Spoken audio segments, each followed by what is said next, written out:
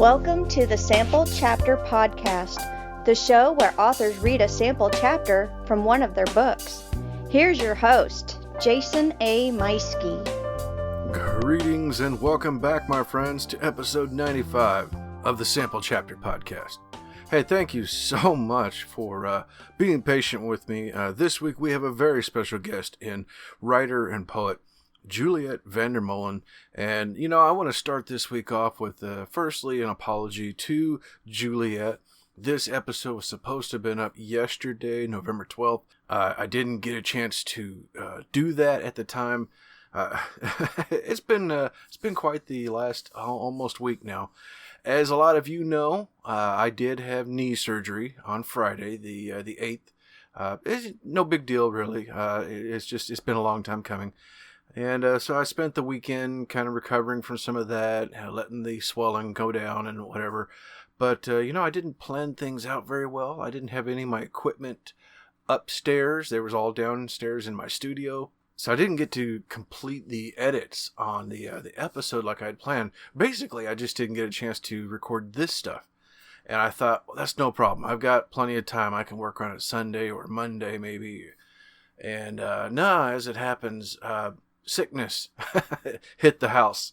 Well, there's a flu bug going around, and even though I've got my flu shot and my wife has hers as well, we ended up with some of the kids and grandkids even spent some time with us. We got one of our grandsons here with us now still, and that's been kind of going through the house. So I didn't sound as good yesterday, and I've hardly even been posting on social media lately. I've just been exhausted, as you can imagine, with the soreness and sickness kind of adding to it. So it's been a little bit troublesome, but I still should have made the time to make a few posts and make sure everybody's aware that this is what I'm dealing with. And I just kind of fooled myself into thinking I had the time, and all of a sudden I had no time. So my apologies, everybody. I'm glad to have this episode up now, and I cannot wait to share this episode with you. Juliette's interview and her reading, her poetry is, I say at one point it's exquisite, and it truly is. It's really, really something, and you're in for a treat. In other news, as the saying goes, when it rains, it pours. So not only have I been dealing with this other stuff this week, but also the giveaway posts that I had scheduled and set up on how to click on this and that for the giveaways that are running right now, they failed to post. And, of course, being mostly off social media, not reading any emails and such lately, I was unaware that this hadn't been working. I did see where I got a few emails from people saying they were having trouble and they just wanted to go ahead and send me an email saying they want to sign up. So yes, if you sent me an email, you're in. I'm going to put you in for all of the giveaways. Your name will go in there, and we won't be giving the same person multiple gifts. So don't worry. If you're worried about putting your name in, we will have multiple winners. It will not be just one person winning all of it or whatever. But yeah, I'll just, if you send me an email telling me that you want to be in the giveaways, then I'll put you in for all of them. But I'm going to get this, I've got a few more days of rest here at home. And now that I'm feeling better and things are going better and I can actually move my knee a little bit, then I'm going to be back down here in the studio more often. I can get some work done and figure out what's happening with this, with these giveaway posts. But we'll have more of them up on our social media pages here real soon. So make sure you're following us on Facebook and Twitter.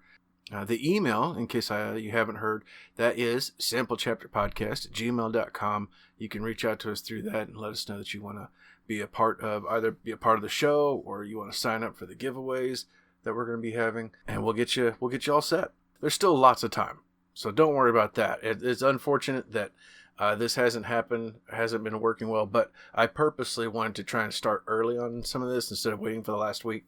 We still got a few more weeks. That 100th episode isn't coming up until December 10th. And so, yeah, we got plenty of time.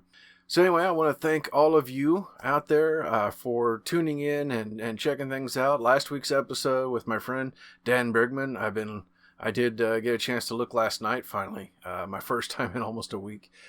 Checking things out, and his episode's doing amazingly well. Everybody really likes that fantasy story that he did. And I've gotten some really good feedback on that, so I'm glad everybody enjoyed it. I really appreciate everybody around the world tuning in again. Oh my gosh, all of you in South America, Spain, Australia, just all across Europe, everywhere. Canada, you guys are incredible. Mexico, you all are incredible. And of course, yes, right here in America, you guys are amazing as well. Speaking of America, I do want to wish a belated Happy Veterans Day to all my fellow veterans out there. I am one myself, and of course, the most special veteran in my life is my wife, who also served 16 years. So a very, very special belated Happy Veterans Day to my wife, Holly. She is that gorgeous voice at the beginning of every episode introducing the show. So, but all of you veterans out there around the world, anybody who's listening, thank you so much for your service, and I really honor everything that you do.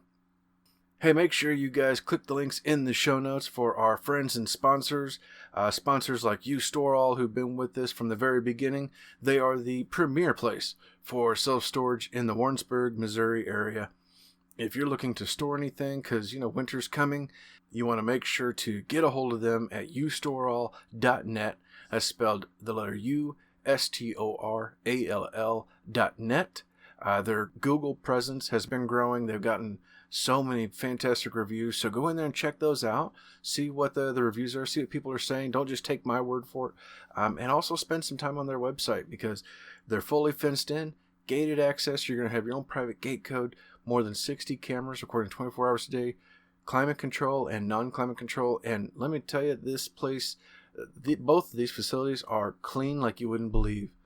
Nice, clean driveways, no garbage, no junk everywhere. It's nice. So you're going to feel really comfortable storing there. So check them out at U-Stor-All.net. I also want to thank longtime sponsor Scrivener, who are not only a sponsor of the show, but also my favorite writing software. I'm using them right now with NaNoWriMo. I'm pounding out the words. I've almost finished my Alien story, and then I'm starting on the book 2 here, maybe today. It's possible. But Scrivener allows me to take all of my information about my characters, their background information, the story arcs, all this kind of stuff, all the information about the story, and move it over to book 2 when I'm ready to start on that. I don't have to re-enter all that information. I can just shift it over to book 2. It's incredible software. You're going to love it. So check them out. Click the link in the show notes so that you can get a copy for yourself. And don't forget to use the coupon in the commercial coming up here in just a moment to save 20% on your desktop version. Check that out. And of course, don't forget to get on over and check out my friends at popgoestheculture.com. Tons of great podcasts and pop culture blogs and other information going on all the time. They have some wonderful shows, episodes I listen to every week. Never miss an episode, and I'm really enjoying some of the blogs put up by a few of those guys. I love pop culture entertainment. I think you're going to like it. So check it out, popgoestheculture.com. So yes, back to our guest this week, writer-poet Juliette van der Molen. It was really cool getting to talk to her. I had a really, really wonderful time visiting with her, and we were talking poetry and perspective. One of the things that she mentions is how, poetry is not some secret club. Anybody can do it. You can find that poetry bug within you, and that's what she did. She wrote prose for a long time, then stopped, and then all of a sudden she came back to writing in poetry, and she's doing extremely well. Her poems are intricate and inspirational, and the pre-order for her latest book, Anatomy Address, is available right now. This is the book of poems that you're going to hear from today. Pre-order is already available, so click the links in the show notes for that. And don't forget to check out her website as well. Among the many other things that we talked about was her love of writing historical poetry, moments in time that she writes a poem about, how poetry is a combination a little bit of pantsing and plotting. It's kind of, sometimes it's spur of the moment inspiration, and other times it's planned out, because like with this book, Anatomy Address, it's a series of poems. They all have a theme And so you got to, you're building this this storyboard of poems that all have to do with that same thing. So I feel like I am really off my game, and I'm going on a little longer than I like to go. So how about I just shut up and I will just step aside. We're going to play the commercial from our sponsor Scrivener here in just 1 second, and then you're going to hear our interview with the wonderful Juliette Vander Molen.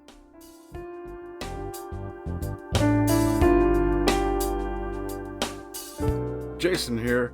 Hey, I wanted to take a moment and tell you about my favorite writing tool, Scrivener. Now, I know you've heard about Scrivener because their writing software has been embraced by hundreds of thousands of other writers like you and I, from the novice to best-selling novelists. The reason we all use it is because of Scrivener's core concept to bring all the writing tools you use together in a single application. And with tools like automatic backup, character maps, project goals, and let's not forget that amazing corkboard, you can see why I use Scrivener every day. As a bonus for Sample Chapter Podcast listeners, use code CHAPTER for 20% off your desktop version. Scrivener writing software, built by writers for writers. My hem. My hem is not the waterline of marked desire or intention. It is just a finished edge that falls here or there. It is not a signal to send hands into a traffic pattern or to obstruct. It is not up for debate or for speculation. It asks for nothing. Oh my goodness, that was lovely. Ladies and gentlemen, ladies and gentlemen, welcome to the Sample Chapter Podcast. That was incredible. It was a new way to open the show, and I loved it because we are speaking with writer and poet Juliette Vander Molen, and that was one of her poems coming from her next book, Anatomy of Dress, coming real soon. Juliette, welcome to the show. Thank you so much. Thank you for having me. It's my pleasure, and thank you for that wonderful introduction. This is going to be a very special episode, I feel. Yeah, I'm really excited to be talking with you about it. Now, you are, let me see, you were in New York and just recently moved to Wales. Now, Correct. Are you from New York originally? No, I'm from Missouri, from a town called Independence. Oh, my goodness, you were just down the road from me. Yeah, it's a small world. Yes, I'm here in Warrensburg, so yep. Okay. Yep, I was actually just in Independence the other night for dinner. Oh, wow. Yeah, I haven't been in a while, but most of my family lives around Kansas City, and then I have family in Buffalo. Oh, my goodness. Yeah. I'm trying to think if I knew this or not, because this is really blowing my mind right now. Well, give us a little bit of your background. So I was actually living in New Jersey. I was in the greater New York City area for the last 5 years, and I've been writing most of my life, but I hadn't written poetry until a couple of years ago, and I didn't really do it on purpose. I wrote a lot of prose and creative nonfiction, and I meant to go at that pretty hard after I graduated from high school, but life gets in the way. Yeah. So I was out of writing for a really long time, and when I came back to it, I was writing some flash fiction and short 55-word pieces. And somebody said to me, "Oh, I really liked your prose poem." And I thought, well, what the heck is that? So I started looking at it, and I started rearranging words, and I started writing a lot more poetry and connecting with poets, and it's just taken off from there. Wow. Okay. So this wasn't, like you said, this wasn't something you set out to do, because I was going to ask, why poetry? It's interesting because like I said, I didn't write for a really long time. And, if you don't exercise that muscle, sometimes you feel like, oh, maybe I lost it. So for a long time, I started, in my 30s, I started painting and doing kind of visual art stuff. because I wanted to express myself, but I just wasn't ready to go back into writing. And when I came out of that, I thought, the thing I loved about painting is there's so many things that you can say with a visual image that don't require a lot of words. And poetry for me is kind of like that too, where you kind of fill in part of it and you give the impressions and the feelings, but you let the reader kind of bring their own experience to it and they get to experience it in a different way. Mm-hmm. It seems to me, I was never I had something of an appreciation for poetry, but as a, the guy, I guess would be the best way to put it. I'm the typical guy, I guess you could say. And so it's like, oh, well, I can't write poetry and whatever. But at the same time, over the years, though, I have really come to appreciate, and especially through this show, I've appreciated so many other works, and it really has that heartfelt incantation behind it, and it's a way to really express your thoughts and feelings on a subject that does not come across in prose very often. Right.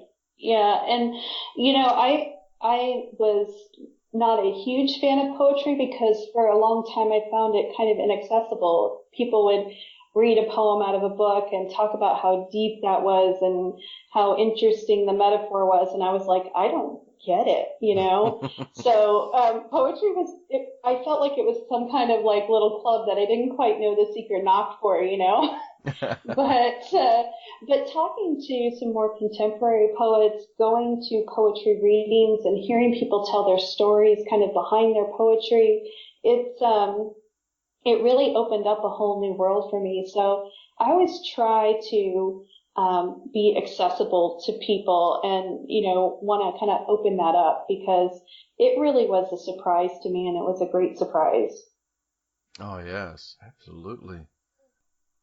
Now you've been writing for some time now, and you've got a few other projects. One of your previous books, Mother May I, was a book of poetry, came out earlier this year in March. Correct. And you have works in other stories as well. Is that correct? Yeah. So Mother May I came out this year in May with Animal Heart Press, and I also have a book. It's under contract right now. It's called Confess: The Untold Story of Dorothy Good.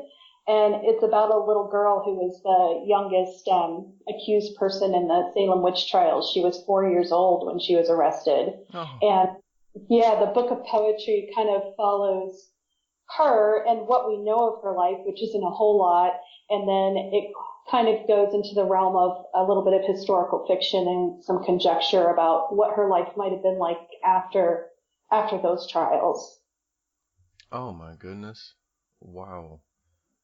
Yeah, so right now I'm researching and writing that, and I have a publisher, so it'll come out October of next year in 2020 with Twisted Press. Very cool. Wow. Yeah.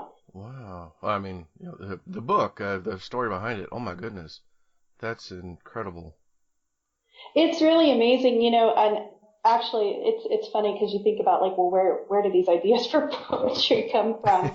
And I happened to be listening to another podcast that was a kind of a history podcast, and they were talking about the trials, and they just sort of mentioned her name, and it stood out to me, and I thought, well, who's that? And so it just sends you off down this kind of rabbit hole, and you find out all kinds of information. Mm-hmm. Yeah, that's been another. One of the recurring themes is I used to write a long time ago, and then life got in the way.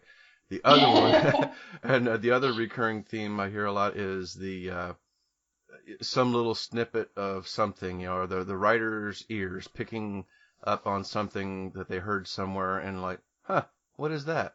And what's that about? And what can that? Or the what if? Yeah, definitely. That's been a popular thing. Yeah, absolutely. And for me, I'm interested in a lot of historical figures, and I'm sometimes interested in like kind of obscure people from history or people we didn't learn about in school necessarily, or maybe there's a new perspective on them. And so it's really interesting to kind of dig into the past and see what's there. I agree. Well, speaking of history, do you have another poem for us along those lines? I do. I actually have a couple poems. Let's see. Uh, I have one that is about World War II and the stocking shortage for women. Kind of a weird thing to write about, but this is what happens when I'm writing these poems. I love it. Well, it was like, I can't remember how it came up, but in World War II, Japan was the silk supplier for stockings. So of course we didn't get along very well with them, and the silk stopped coming in. And what they did they had to commandeer for the war effort for parachutes. So, what were women going to do? They felt like they needed to have their stockings. So they started painting their legs and using eyebrow pencils to draw seams up the back of their legs to make it look like they had stockings on. So, No kidding. so this poem's kind of about that. All right, I'm getting my coffee. I'm sitting back to enjoy this. All right. Painted leg. It won't do, grandmother said, to show bare legs. You need smoothness and muscle tone, not to mention the barrier between the hands of men or even their eyes and your flesh. No silk to be had. There's a war on, by the way, but still the illusion must remain intact. Nothing's changed. A line painted straight. Help each other out, girls. Munitions by day, eyebrow pencils by night. Trade coveralls for painted leg and do right.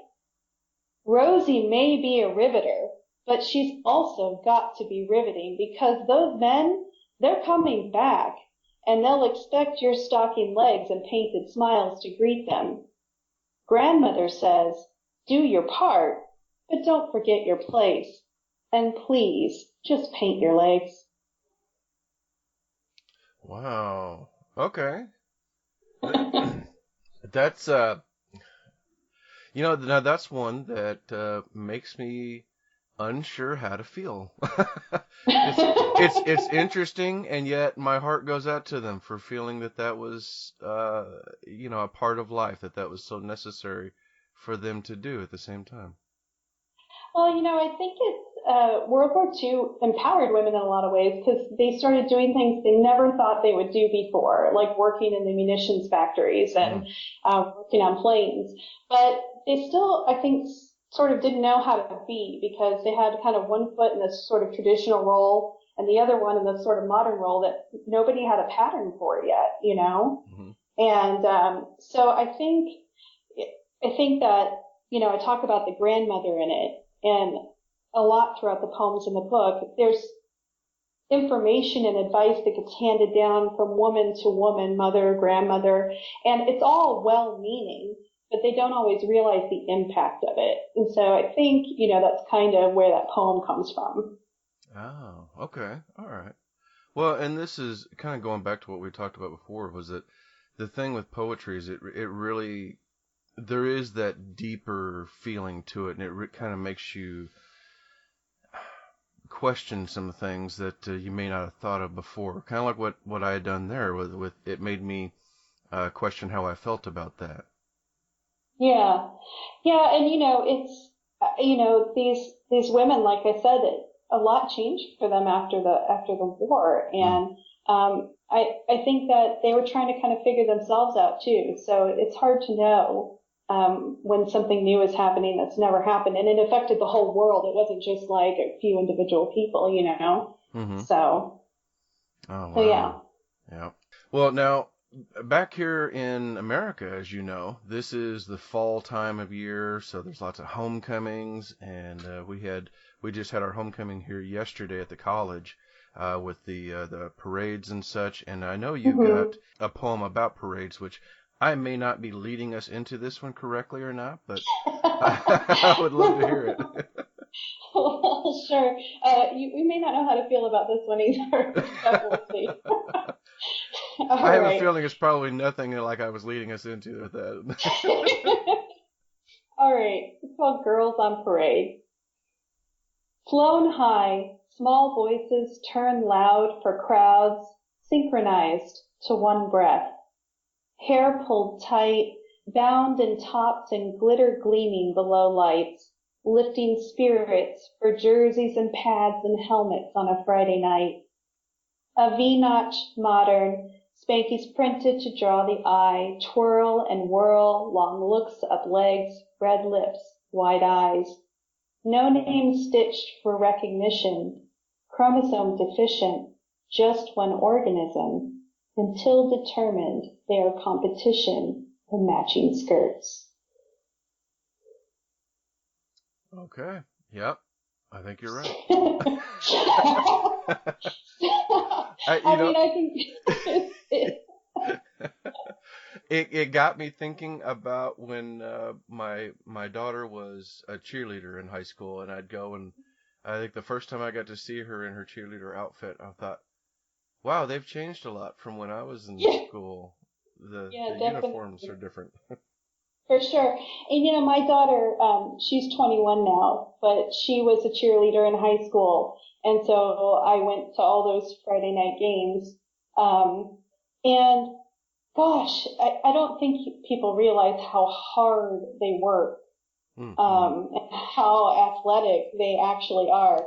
My daughter, they would train in the off season, and she helped lift girls, so she would lift weights, and she'd come home with bruises and all kinds of stuff. But what was interesting for me about it is that all of these girls work very hard to synchronize themselves, and they get sort of recognition as a squad. And out on like the football field, they get recognition as a team, but it's usually the boys, playing football, and they each have their own number and their name on their jersey. And so there's the space for some individual recognition too. And it's interesting to me that these girls all work together so hard to perform these complex routines. But then outside of that, they sort of become competition for each other, whether it's for attention or for social standing or whatever it is. And so that team kind of melts away. And it was just interesting to me because I was always so proud of her, but it was them as a squad. There was not really room for any individual achievement there. Oh, wow. Yeah, no, that's a very good point. That's something I hadn't considered because, yeah, like you said, you go to the we go to the football games and we're watching, and Go Team, and I think the general consensus is, oh yes, and there's the cheerleaders over here cheering, and look at how cute they are, and they got this nice little cheer, but they're putting a lot of work into that, and as a father, like it's one of those things I wasn't paying that close of attention to until I was a father and watching my daughter out there, and I would kind of forget that there was a game going on because I'm watching what they're doing, and it's my daughter learned a lot of great and valuable skills from cheerleading, and it's nothing against that sort of thing, but the observation, it's just very interesting how we treat it sort of differently, and it's sometimes treated as a sport, like if you go to the cheering competitions and things like that, but not necessarily in the school. Okay. It reminds me a little bit of the education I had growing up as well, because my mother has been a part of the Miss Missouri competition for, decades now. And, that my ideals on that changes from when I'm a young man to now growing up. And of course, seeing the behind the scenes and seeing all the work that they go into with this scholarship and what it really means. It's not just a pageant. It's not show. And I was like, there's a lot that goes into it. And it's sometimes a little sad to see the competition and how hard they are working into this, kind of like with the cheerleading. Yeah, absolutely. I was looking over your other publications. I mean, you have been quite busy. Oh my gosh. Just since January of 2018, I can't even do the math this quick. I mean, there's got to be 30 poems scattered throughout different publications. Yeah, I don't really keep track of it. I I just keep putting them out there, and I just keep writing. But yeah, I've been really fortunate because the poetry community that I've connected with on Twitter has put me in contact with a lot of interesting journals and independent kind of literary magazines, and they've been really welcoming. So I really appreciate the chance to have the platform to put my work out there, because I remember when I was in college, and it was like, put a stamp on it, send it out in the mail, and never hear back again. And the opportunity now is just so much, it's just so much easier to be able to send your work out, and the turnaround time is so fast. So sometimes they pile up a little quicker than I think that they will. Yeah, yeah. Oh my gosh, yes. And going over some of these publications, some of them are even, some of the poems that I see on here, or even some of them that are coming up with anatomy address, like Smocked. Mm-hmm. Yep. Smocked is kind of it's a funny story behind that poem. It's about my youngest, cousin, and she was about, I don't know, 3 or 4 when this happened, and we were at the Philadelphia Zoo. Our family was on a trip together, and it was hot, like it's been hot this summer. And my brother and my other cousin, they decide that they're going to take their shirts off because they're hot. Well, my cousin Raven, she doesn't understand why she can't do the same thing, so it's kind of like the shock that happens when everybody's like, oh, you're not supposed to do that, but she's just a little girl, and she's like, well, why not? Doesn't seem fair. So it's kind of funny, but yeah. Well, if you would please, let's hear from Smocked. Absolutely. Smocked. Puckered tight, disapproving lips where threads have pulled and gathered red and white gingham checks across a chest that doesn't know how to expand just yet. Tennis shoes tied in double knots, sun-licking pavement until it is gooey, spongy with heat. I pull at cotton-filled elastic, a sticky hug clinging without consent, ruffled straps slipped off shoulders until I am free, like my brother, my cousin, who bare their chests in the blazing June heat. Shock and awe at my newfound bravery, which isn't bravery at all, but a misunderstanding of the rules of what girls don't do.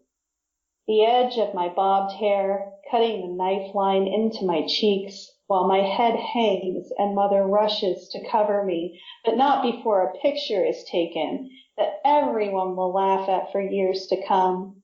Wasn't she cute when she didn't understand, when she thought she could do anything just like the boys? Oh my goodness. Yeah, I remember those days. That's just, kids sometimes they're just so honest, and they're so like, well, why can't I do that? It doesn't make logical sense, Yeah. but we have our reasons, Yeah, exactly. Yeah. And it's kind of like when our kids are young, and it's like, no, just everybody in the tub. You're all together. It doesn't matter. So, and of course, as the parents, we want to take our pictures. So we've got our pictures in the photo albums with our boy and the 2 girls, and they're all in there together, but they're all little, so they don't know any different, and it's cute. Exactly. But yeah, once they get older, they don't want to see that. They don't want, oh God, no. Exactly. So you are also the editor for Mookychick Magazine. Tell us about Mookychick. Oh, Mookychick is just really great, quirky, eclectic space, and I'm the poetry editor there, but it's a magazine out of the UK, and gosh, we cover all kinds of topics, from anything to do with feminism or subculture, anything quirky or strange, we probably covered it. There's creative nonfiction there, essays, articles, and like I said, I do the poetry, and we are always open for poetry submissions, and I get a lot of those, and it's just been such a pleasure. I've been doing it for about a year, and it's so wonderful to connect with new poets or writers that I've not ever read their work before, and it's really fantastic. Oh, wow. That sounds cool. And I love, it's one of those names that you just love saying. Mookychick. Yeah, it's definitely, the quirk factor is really high. It's a lot of fun though. I really like it. Oh, that's awesome. So, now you have a poem here, Islet. Now, Yes. what can we expect from Islet? What is this? So it's funny because the title of the poem is I let, so it's the word I and then the word let, but it's kind of a play on words because it's about like metal grommets, eyelets that are in clothing. Mm. And this particular one is about corsets. And I was reading, it's funny because I think sometimes we like to blame men for a lot of things, but it was actually a woman, Catherine de' Medici, who was wife of King Henry II, that decided in the mid-1500s that she was going to ban thick waists from her court because she didn't like that. So all the women had to wear corsets. And that was probably okay, I guess, for a little while, but then eventually the metal grommet was created. It was invented in the 1800s, and that made it so you could pull those corsets really tight. And so it introduced like the idea of tight lacing. And I have actually been in a corset before, and there's only so much room in your body and your torso, and things have to like move around, and it's very uncomfortable. So this poem is about my experience being in the tight lacing for the first time. All right. And it's called I Let. I let breath in, arms raised for a torso wrapped in whalebone stays, cords, ribbons, thongs, and things. Swooped swift laces through eyelets until I am a puppet of flesh, squeezed in from the middle to perfection. Brought in by degrees, so much better, if only my rib cage weren't in the way. Internal organs squish and sway until my heart feels like it's lodged at the base of my throat and my insides ache. Pulled too fast, too tight, you couldn't wait. But this hourglass runs out of sand more quickly than we think, and I let your eyes devour what's left of me, which is not much when I am reduced to silk and stays. Oh my goodness. Such a wonderful play on words throughout the entire poem.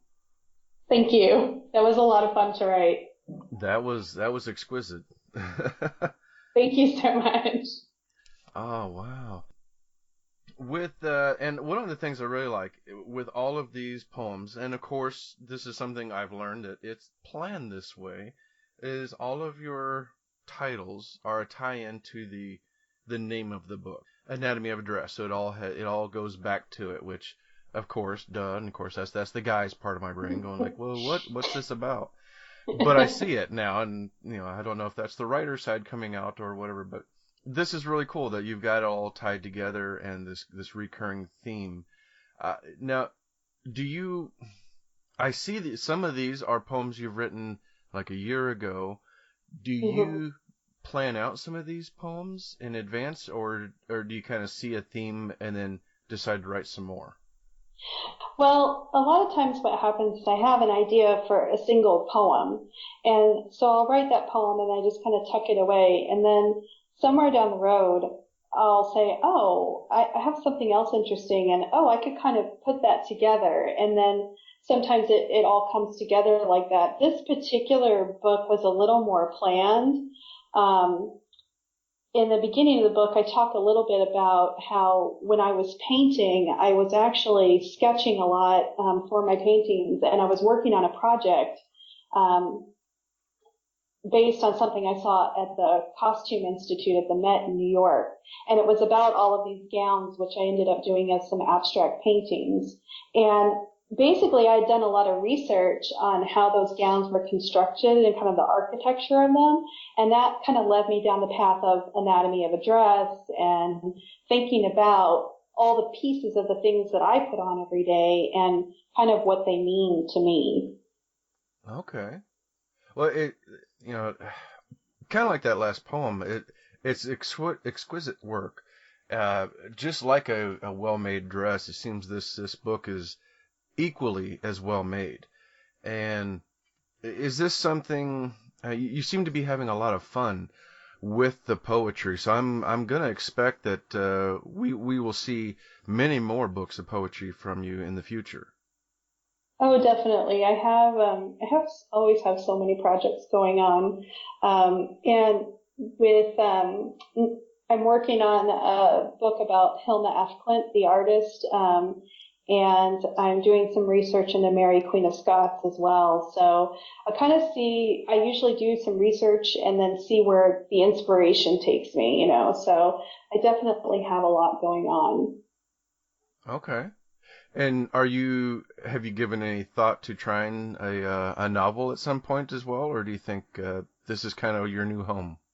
Oh gosh, I think that I will probably write prose again. A novel, after you've been writing poetry, it's like, oh, write a whole chapter. What?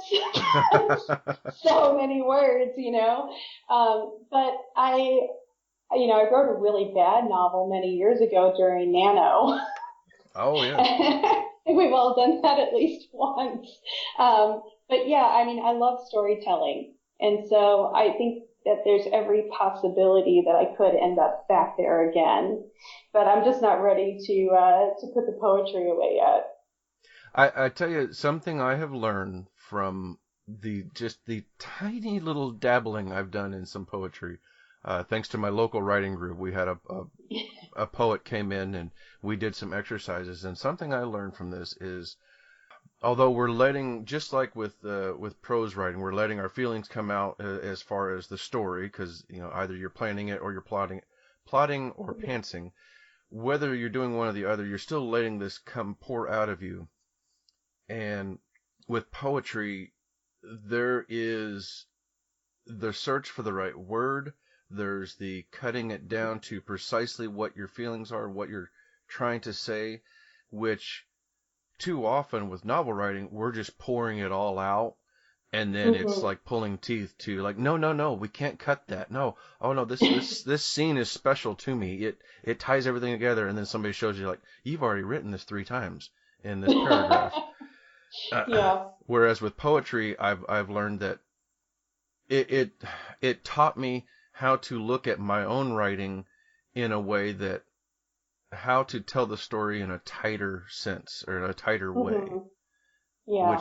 Which is really incredible about poetry that I never would have thought of before trying some myself. Yeah, it's because I'm definitely a kind of prose writer that if you give me the whole lane, I'll use it all.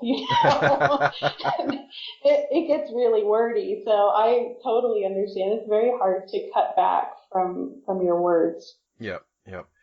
Now, Anatomy of Dress is coming out in December. The pre-order will be available through both the links in the show notes and on your website, which is? It's JulietteWrites.com. Perfect. And I see that there are also your social media links are there, so people can follow you on Twitter and Instagram as well. Where is there any place else that we should plug? No, that's pretty much it. All right. I've got the website and I just can't Facebook yet. Oh yeah. So I'm not there yet. Not a problem. Not a problem. Okay. Well, I guess it's about time. I'm gonna step aside for one more poem, and we'll hear the namesake poem of the book. And I've had a wonderful time. I'm so happy that we finally got to set this up and make this happen. And I've really enjoyed talking to you. Yeah, it's been fantastic.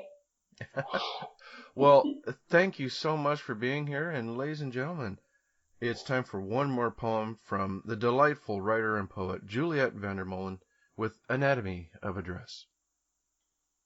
Anatomy of a dress. Do not choose a neckline too low, though we call you sweetheart until the time comes to grow and bloom, swelling to show décolletage, beckoning hands or mouths that never noticed before, now itching to touch, tongue seeking to slake. Be watchful of hemlines that land a secret code across ankles, calves, and you asked for it thighs, alerted to all-seeing eyes. Even those sleeves, bearing shoulders much less wanton than knees, a litmus test, your willingness to undress, to bear freckled skin for the enjoyment of men. Zippered along a spine, fit and flare calling all entry points no twirl will defend. Best done trembling vertical, blending into brick and mortar, for there is far less molestation at the edges of a life lived safely out of bounds. We are skirts of signal flags calling to ships, but boarded by pirates in treacherous waters, dragged under the power of a full fathom 5 against clenched fists and hungry mouths. Treasure tossed without care, unkind and unfair, the fact still remains. This is the anatomy of a dress.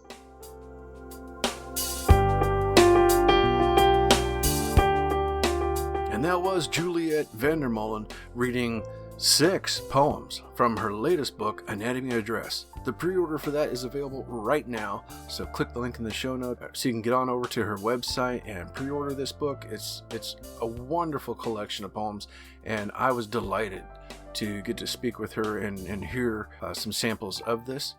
Don't forget to also click the links for our friends and sponsors alike, and hit that subscribe button so that next week you don't miss out when we come back with a new author, a new book, and a new sample chapter.